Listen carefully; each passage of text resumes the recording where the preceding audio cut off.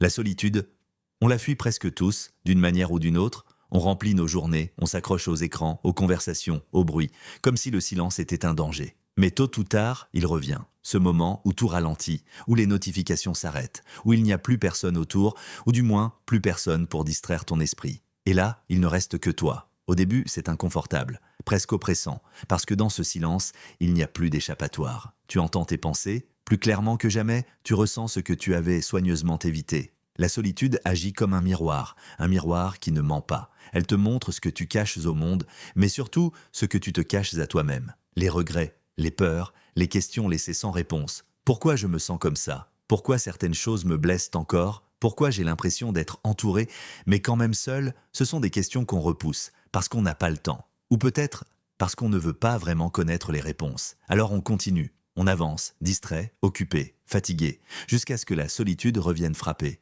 Et cette fois, elle reste. Mais il y a quelque chose qu'on ne réalise pas tout de suite. La solitude n'est pas là pour nous détruire. Elle est là pour nous arrêter, pour nous forcer à regarder en face ce qu'on fuit depuis trop longtemps. Et si on arrête de lutter, quelque chose change. Ce qui était lourd devient lent, ce qui était vide devient calme. Petit à petit, le silence cesse d'être un ennemi. Il devient un espace où tu peux enfin respirer, sans pression, sans jugement, sans avoir à jouer un rôle. Parce que la vérité, c'est qu'on passe une grande partie de notre vie à être quelqu'un pour les autres. On s'adapte, on se transforme, on répond aux attentes, on cache certaines parties de nous-mêmes pour être acceptés. Mais quand tu es seul, il n'y a plus personne à convaincre. Et c'est là que quelque chose de précieux commence. Tu apprends à te connaître, pas la version que tu montres au monde, mais la version brute, honnête, imparfaite, mais réelle. Tu découvres ce qui te rend vraiment heureux, ce qui te blesse encore, ce que tu veux et ce que tu ne veux plus. Et ce processus, il n'est pas toujours agréable. Il y a des jours où la solitude pèse, où elle te rappelle ce qui manque, où elle amplifie le sentiment d'être déconnecté des autres.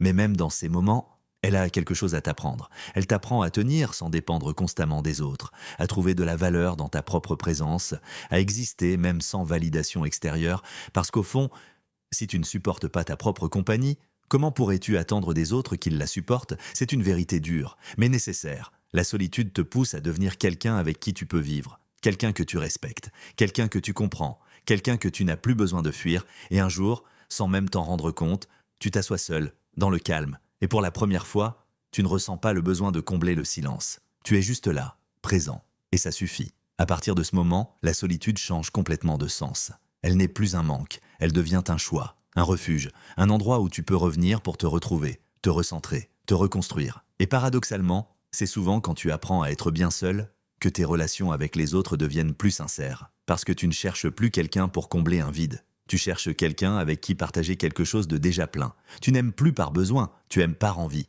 Et ça change tout. Les conversations deviennent plus vraies, les liens plus profonds, les silences moins gênants. Parce que tu sais maintenant que le silence n'est pas un problème. Il peut même être beau. Alors non, la solitude n'est pas toujours facile. Elle demande du courage, de la patience et beaucoup d'honnêteté envers soi-même.